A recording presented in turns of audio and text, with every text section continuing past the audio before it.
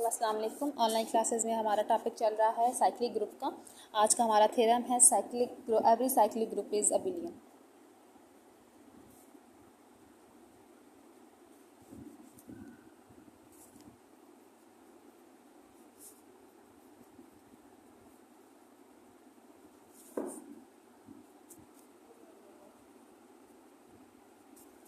हमने शो करना है कि हर साइक्लिक ग्रुप क्या होता है, अबिलियन होता है। मतलब अगर साइक्लिक ग्रुप के दो एलिमेंट लग जी आपके पास साइक्लिक ग्रुप है तो ऑब्वियसली जी जो है वो किसी न किसी खास नंबर से जनरेट होगा। अगर जी साइक्लिक ग्रुप है तो जी के दो एलिमेंट अगर हम लें तो लेट्स से हम एक्स और वाई जी के दो एलिमेंट हैं। एक्स और वाई को अगर मल्टीप्लाई कराएं तो वो इक्वल होंगे वाई और एक्स के, तब आपके पास जी क्या होता है, abelian.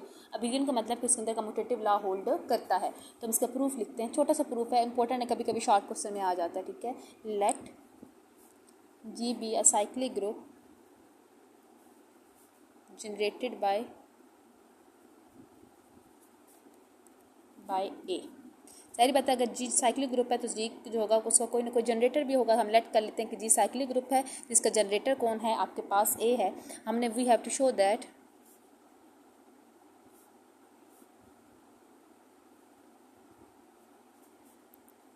Ji is abelian group. हमने शो करना है कि जी क्या है, अबिलियन ग्रुप है। तो उसके लिए बेसिकली हमें क्या करना है, जी के दो एलिमेंट लेने हैं। तो for this let X and Y जो है वो जी को बिलोंग करते हैं। ठीक है, अगर एक्स और वाई जी को बिलोंग करते हैं तो ऑब्वियसली जी जो है वो साइक्लिक ग्रुप है और उसका जनरेटर ए है। तो जी का हर एलिमेंट ए की पावर की फॉर्म में लिखा जाएगा by definition of cyclic group. इसका मतलब है कि एक्स जो है वो भी ए की some raise to some power है और वाई जो है वो भी A raise to power some power है। तो हम इसको एक्स को भी लिख सकते हैं A raise to power, let's say कि एक्स जो है वो इक्वल है ए रेज टू पावर के और वाई जो है वो A raise to power M की इक्वल है। यहाँ से मेंशन कर देंगे then there exist positive integers K and M such that X equal हो ए रेज टू पावर के और वाई इक्वल हो A raise to power M के।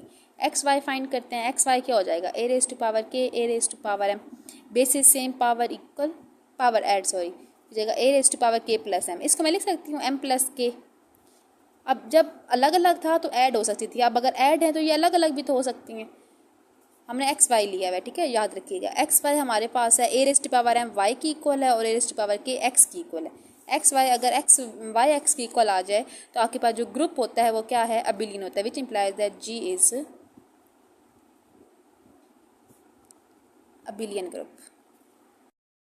जो नेक्स्ट एग्जांपल हमने करनी है वो है एग्जांपल फाइन। बहुत इंपॉर्टेंट है, बहुत सारे इसके साथ सॉल्व हो सकते हैं, एक्सरसाइज के क्वेश्चन भी सॉल्व होंगे, तो इसको बहुत ध्यान से करिएगा। सब ग्रुप ऑफ, ये टेक्निक है बेसिकली साइक्लिक सब ग्रुप को find, cyclic group of order 12 कि हमने अगर एक साइक्लिक ग्रुप हो जिसका ऑर्डर 12 हो, ठीक है, मतलब ए अगर ए आपके पास जी साइक्लिक ग्रुप है, ए उसका जनरेटर है, तो ए रेज टू पावर 12 पे आंसर क्या होगा, आइडेंटिटी होगा। तो हमने उस ऑर्डर 12 वाले साइक्लिक ग्रुप के सारे सब ग्रुप्स फाइंड करने हैं। अब सब ग्रुप कैसे फाइंड करते हैं, एक थ्योरम हमने बीच में स्किप किया है, वो इंशाल्लाह में भी हम कल करें या क्लास में करें। वो थ्योरम हमारे पास ये है कि अगर आपके पास कोई साइक्लिक ग्रुप हो ना तो उसके जो सब ग्रुप होते हैं उसका जो ऑर्डर होता है ना वो साइक्लिक ग्रुप को डिवाइड कर, उसके साइक्लिक ग्रुप के ऑर्डर को डिवाइड करता है। तो हम वही वाला थ्योरम यूज़ करके इधर भी अप्लाई करेंगे। तो हमारे पास इसका साइक्लिक ग्रुप ऑफ ऑर्डर 12, तो सोल्यूशन करते हैं। इसका टेक्निक माइंड में रखिएगा, करते कैसे हैं। Here G is cyclic group of order 12 generated by कि जी आपके पास साइक्लिक ग्रुप ऑफ ऑर्डर 12 है और कैसा साइक्लिक ग्रुप है जो ए से जनरेट होता है। ठीक है, हमने कहा था कि अगर जी को फाइनाइट साइक्लिक ग्रुप हो तो हम उसको लिखने का तरीका क्या होता है, जनरेटर साइटर जनरेटर की पावर 12 इक्वल्स टू, क्योंकि पावर आइडेंटिटी जिस पे है वो 12 पावर पे दे रहा है।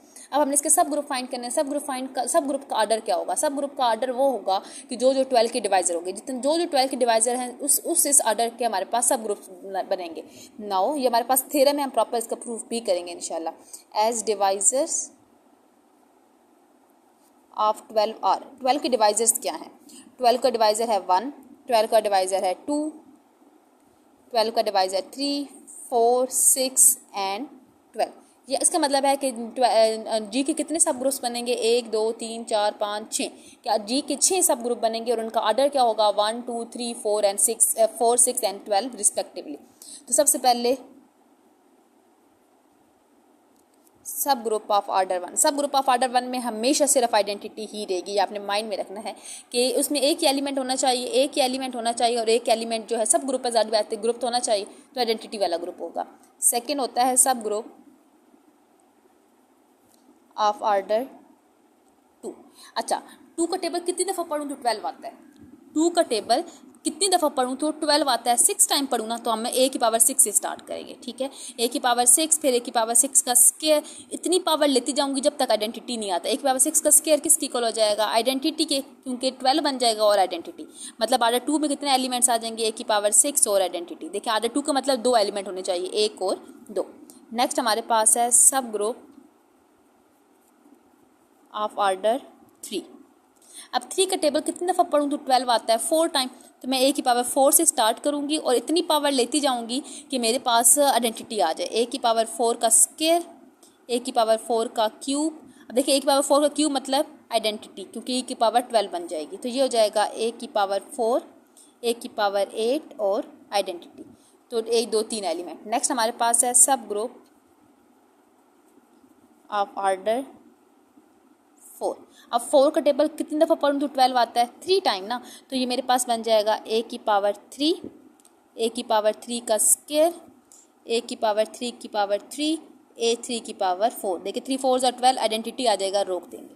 तो इसका मतलब है ए की पावर 3, ए की पावर 6, ए की power 9 and identity is a सब ग्रुप ऑफ ऑर्डर 4। इसी किसी सब ग्रुप ऑफ ऑर्डर 6 लेते हैं।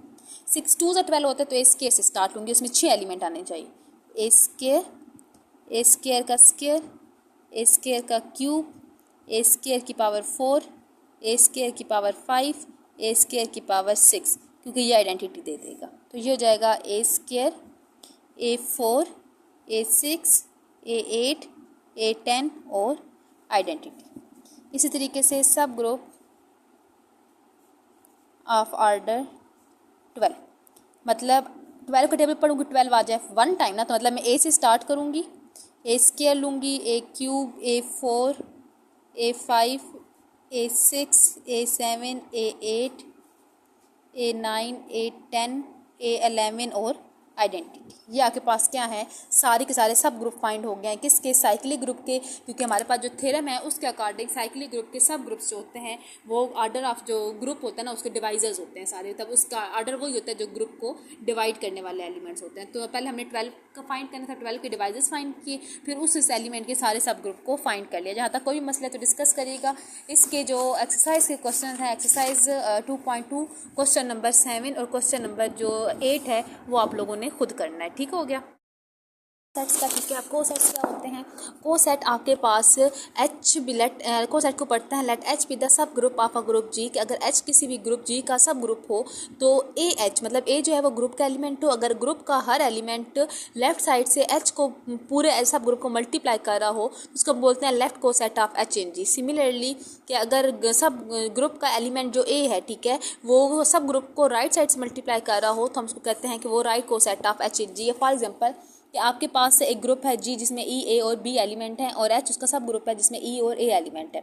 हमने एच के सारे लेफ्ट को सेट फाइंड करना है, तो मैं ई का एक एक करके एलिमेंट उठाती जाऊंगी और मैं उसको एच के साथ मल्टीप्लाई करूँगी। जैसे मैं पहले इसका ई एलिमेंट उठाऊंगी तो E into H E H, ठीक है, ई इंटू ई, ठीक है, ई इंटू ए। फिर मैं ए उठाऊंगी, मैं ए एच फाइंड करूंगी, फिर मैं बी उठाऊंगी, बी को एच के साथ मल्टीप्लाई करूंगी। इस तरीके से मैं एच के सारे लेफ्ट को सेट करूंगी। और अगर मैं ये पूरी चीज़ इस तरीके से करूं कि मैं एच को पहले रखूं और ई को बाद में मल्टीप्लाई करूं, आंसर में मेरे पास फ़र्क नहीं पड़ेगा, ठीक है, आंसर मेरे पास सेम रहेगा। तो उसको हम बोलते हैं लेफ्ट और राइट को सेट, ठीक है। अब यहाँ पे हमारे पास विद रिस्पेक्ट टू मल्टीप्लिकेशन। अब इस तरीके से अगर मैं ग्रुप का एलिमेंट लेफ्ट साइड से सब ग्रुप में ऐड कराऊँ तो मेरे पास लेफ्ट को set with respect to addition है, और अगर मैं ग्रुप का एलिमेंट राइट साइड से सब ग्रुप में ऐड कराऊँ तो वो सब को सेट राइट को set with respect to addition है। हमारे पास एग्जांपल नंबर 23 है, उसको डिस्कस करते हैं। एग्जांपल नंबर 23 हमारे पास है कि लेट अगर आपके पास Z6 जो हो, Z6 का मतलब set of integer under modulo 6, इसका आंसर 6 के ऊपर नहीं जाना चाहिए। और आपके पास अगर H गिवन हो 0, 2 और 4, हमने सारे H के लेफ्ट कोसेट्स फाइंड करने हैं with respect to addition. Find all the left coset of H in set 6 with respect to addition. ठीक है, मतलब हमने वन बाय वन इसके एलिमेंट उठाने, ठीक है, और इसके साथ ऐड करते जाना है. पहले मैं सब ग्रुप को, पहले कोसेट का नाम H1 का दूंगी. वो कैसे आएगा? 0 को H में प्लस करने से. अब 0 को H में प्लस करना है. 0 + 0 0, 0 + 2 2, 0 + 4 4. ये मेरे पास पहला सब कोसेट है. सेकंड कोसेट को H2 का नाम दूंगी, मतलब मैं 1 को H में प्लस करूंगी. 1 + 0 1, 1 + 2 3, 1 + 4 5. H3 का नाम दूंगी, मतलब मैं 2 को पूरे H में प्लस करूंगी. 2 + 0 2, 2 + 2 4, 2 + 4 6, और 6 अंडर मॉड्यूलो 6 क्या होगा? 0. ठीक हो गया. इसी तरीके से H4 फाइंड करूंगी. H4 क्या हो जाएगा? 3 को H में प्लस करूंगी. 3 + 0 3, 3 + 2 5, 3 + 4 7, अंडर मॉड्यूलो 6 7 क्या होता है? 1 होता है. इसी तरीके से H5 फाइंड करूंगी, मतलब 4 + H करके. 4 + 0 4, 4 + 2 6 मतलब 0, 4 + 4 8 8 मतलब 2. इस तरीके से H6 फाइंड करूंगी, वो क्या हो जाएगा? 5 + H, 5 + 0 5, 5 + 2 7 मतलब 1, 5 + 4 9 मतलब 3. ये आपके पास क्या है? सारे के सारे लेफ्ट कोसेट हैं H in Z6 with respect to additional class से. अगर यही चीज़ आपको राइट कोसेट कहता है तो आप H + 0, H + 1, H + 2, H + 3 इस तरीके से करते तो वो राइट कोसेट निकल आते. ठीक है, क्लियर है यहाँ तक सबको? ठीक है, से एग्जाम्पल नंबर 24 है, वो जस्ट यहाँ से देख ले, आप लोग खुद कंप्लीट करिएगा. एग्जाम्पल नंबर 24 की स्टेटमेंट है कि अगर जी आपके पास हो 1 3 5 7 अंडर मॉड्यूल 8 की बात हो रही है, तो आपने इसके क्या करनी है? इसकी रेजिडुअल क्लासेस का और आपने इसके कोई भी सब ग्रुप उठाने हैं और उन सब ग्रुप का लेफ्ट और राइट कोसेट्स क्या करने हैं? फाइंड करना है. लेफ्ट कोसेट्स फाइंड करने हैं. ठीक है, अब इसके जो सब ग्रुप्स हैं ना, वो आपने खुद माइंड में रखने हैं कि आपके पास ठीक है, यहाँ पे अगर आपके पास सब ग्रुप मेंशन होंगे, अव्वल तो जब पेपर आएगा जिसमें सब ग्रुप मेंशन होंगे. इसके 3 सब ग्रुप हैं, H1 है, H2 है और H3 है. सब ग्रुप मतलब अब मैं अगर इसमें ग्रुप की प्रॉपर्टी सेटिस्फाई कराऊँ ना, अब देखिए 1 3 इसी के अंदर से उठाया गया, 1 5 और 1. अब मैंने 1 1 ही वाले क्यों उठाए हैं? अब इसके सब ग्रुप बहुत सारे हो सकते थे, जैसे 1 3 हो सकता था, 1 5 1 7 1 3 5 1 3 1 3 7 1 5 7, इसी से बहुत सारे हो सकते थे. किस किस को चेक करते हैं? जिसमें आइडेंटिटी लाजमी हो, वो सारे सब ग्रुप जिसमें आइडेंटिटी, उनको शॉर्ट लिस्ट करते हैं. फिर वो शॉर्ट लिस्ट करने वाले हम चेक करते हैं कि क्या हर एलिमेंट का इन्वर्स मौजूद है. अब अगर इसमें चेक करूँ तो 3 का इन्वर्स 3 बनता है, 5 का इन्वर्स 5 बनता है, इस मतलब इस ग्रुप में, तो मैंने वो उसका बना लिया. ठीक है, इंशाल्लाह हम क्लास में जाएंगे तो आपको प्रॉपर इसका बहुत सारे एग्जांपल लेके हम बोर्ड के ऊपर इसको डिस्कस भी करेंगे प्रॉपर. ठीक है, अभी अगर इसके ये सब ग्रुप हों तो इन सब ग्रुप्स को लेके आपने सारे के सारे लेफ्ट कोसेट्स को फाइंड करना है. H1 के लिए क्या हो जाएगा? 1 + H1, 3 + H1, 5 + H1, 7 + H1. इस तरीके से H2 के लिए भी और H3 के लिए भी विद रिस्पेक्ट टू मल्टीप्लिकेशन है तो आपने मल्टीप्लाई करना है और आंसर 8 से ऊपर नहीं जाना चाहिए. अगर आंसर 8 या 8 से ऊपर चला जाए तो आपने क्या करना है? सिंपली उसको डिवाइड कर लेना है. ठीक हो गया.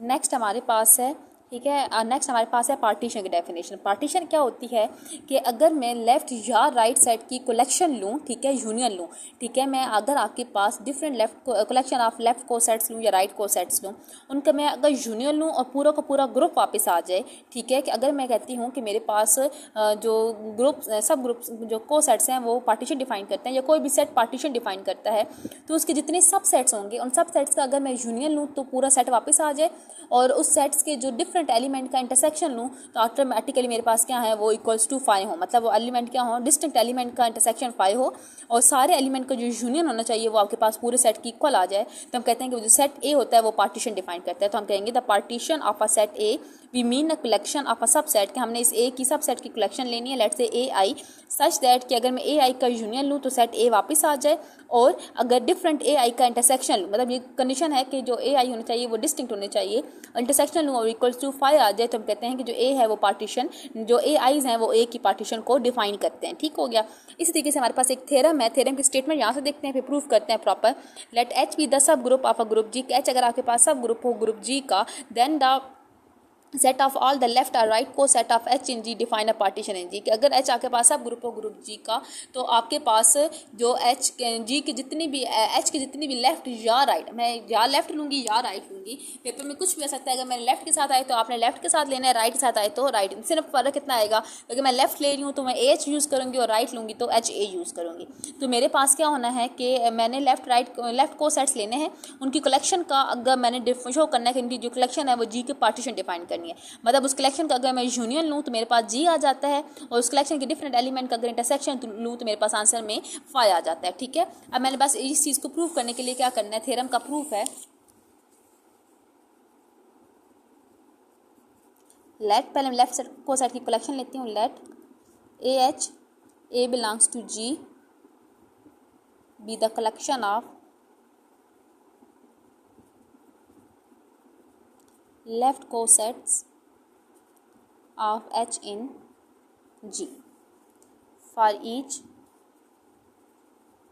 A belongs to G। अच्छा, आपके पास क्या है कि जो ए एच है वो लेफ्ट कोसेट की कलेक्शन है एच की जी के अंदर। हम कहते हैं कि हर ए जो जी को बिलोंग करता है, तो क्या ए को मैं लिख सकती हूँ ए डॉट ई करके। ठीक है, अब एच सब ग्रुप है तो ऑटोमेटिकली ई जो है वो एच को भी तो बिलोंग करेगा। ये किसको बिलोंग कर जाएगा, ए एज इट इज, और ई की जगह ई किसका एलिमेंट है, एच का एलिमेंट, तो ए किसको बिलोंग कर जाएगा, ए एच को। ठीक है, ए किसका एलिमेंट लिया था, जी का लिया था, आया किसका, ए एच का। अगर ए जो है वो ए एच को बिलोंग कर रहा है तो ए बिलोंग कर जाएगा यूनियन ऑफ ए एच को, क्योंकि यूनियन की कंडीशन क्या है कि किसी एक सेट में भी हो तो यूनियन में आंसर आ जाता है। कि अगर जो ए है वो किसी एक ए एच में भी है ना, तो वो उसकी यूनियन में तो हो गई होगा। हमने ए एलिमेंट लिया जी का, आया किसका, यूनियन ऑफ ए एच का, which implies that G is subset of union of a H. ठीक है, लेकिन बट जो यूनियन ऑफ ए एच है, ठीक है, being the union of left coset of H in G contain in G. अब जो कोसेट्स होते हैं ना वो हर सूरत में जी के अंदर मौजूद होते ही होते हैं, मतलब वो कहीं ना कहीं से जी के एलिमेंट होते हैं। लेकिन हमने ये भी कोसेट्स फाइंड किए हैं। ठीक है, ये जी था। अब अगर मैं कोसेट को देखूँ तो ये सारे एलिमेंट जी के ही एलिमेंट, मतलब आपका हमारे पास जो ग्रुप है ना उसके ही एलिमेंट है। तो इट्स मीन कि अगर मेरे पास जितने मर्जी मैं लेफ्ट कोसेट की जगह अगर मैं सबका यूनियन भी ले लूँ ना तो मेरे पास जी ही वापस आना है। ठीक है, मतलब Z6 ही वापस आना है। तो being the union of left cosets of H in G contains in G, कि अगर वो बेशक यूनियन है एक लेफ्ट कोसेट का एच इन जी का, लेकिन वो किसके अंदर कंटेन करेंगे, जी के अंदर ही कंटेन करेंगे। इसका मतलब है कि यूनियन ऑफ ए एच जो है वो सब सेट हो जाएगा किसका, जी का। ये आपके पास 1 थी, ये आपके पास 2 है, तो बाय 1 and 2 आपके पास क्या बन जाएगा, बाय 1 and 2 जी इक्वल हो जाएगा यूनियन ऑफ ए एच के। अब पहली कंडीशन सेटिस्फाई हो गई है। ठीक है, सेकंड कंडीशन हमारे पास क्या है, सेकंड कंडीशन ये होनी चाहिए कि हमारे पास ये पार्टीशन तब डिफाइन करता है कि अगर A1H जो है, लेट से कि AH और BH अगर दो डिस्टिंक्ट लेफ्ट को सेट्स हैं, इनके मैं इंटरसेक्शन लूँ और आंसर में मेरे पास अगर 5 आ जाए तो हम कहेंगे कि यहाँ के पास क्या है, पार्टीशन को डिफाइन करते हैं। उसके लिए हमें दो डिस्टिंक्ट लेफ्ट को सेट्स को उठाना पड़ता है। Let AH and BH be two distinct cosets of H in G। ठीक है, हमने शो करना है कि ए एच इंटरसेक्शन बी एच जो है वो क्या है, we have to show that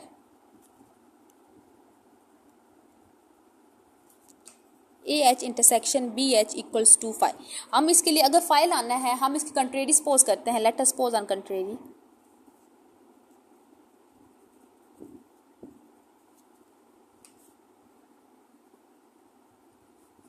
कि ए एच इंटरसेक्शन बी एच जो है ना वो नॉट इक्वल्स टू 5 है। हमने सपोज कर लिया कि इसका जो आंसर है वो नॉट इक्वल्स टू 5 है, मतलब इसमें कोई ना कोई एक एलिमेंट ऐसा मौजूद है जो दोनों में मौजूद है। ठीक है, मतलब इसके इंटरसेक्शन को बिलोंग करता है। तो लेट एक्स बिलोंग करता है A H intersection B H को, कि एक्स जो है वो A H intersection B H को बिलोंग करता है। अगर कोई एलिमेंट किसी सेट के इंटरसेक्शन को बिलोंग करता है इसका मतलब है कि वो दोनों सेट्स को बिलोंग करता है, which implies that X belongs to A H and X belongs to B H. X equal हो जाएगा ए एच वन, एच के सम एलिमेंट के लिए for H one belongs to H, और एक्स इक्वल हो जाएगा बी एच वन के, B H two के for H two belongs to H. X equal है ए एच वन के भी और एक्स इक्वल है बी एच टू की भी। दोनों की लेफ्ट साइड इक्वल है तो दोनों की राइट साइड भी क्या हो जाएगी, इक्वल हो जाएगी। तो यहाँ से हमारे पास फॉर्म बन जाएगी पास फॉर्म बनेगी AH1 इक्वल्स टू BH2। अगर मैं यहाँ से A की वैल्यू निकालूँ तो क्या बन जाएगी BH2 और H1 जहाँ जाएगा तो H1 का इन्वर्स आ जाएगा। अब ठीक है, अब H1 और H2 किसके एलिमेंट थे, H के थे और H सब ग्रुप था। ठीक है, तो H1 और H2 अगर सब ग्रुप को बिलोंग करते हैं तो H2 और H1 का जो इन्वर्स है वो भी H को बिलोंग करेंगे। तो हम लेट करते हैं कि H2 H1 का जो इन्वर्स है वो H3 की इक्वल है जो H को बिलोंग करता है। तो ये हो जाएगा A into BH3 belongs to B और H3 किसका एलिमेंट है H का, तो A बिलोंग कर जाएगा BH को। यही चीज़ बनती है, A बिलोंग करता है BH को, बट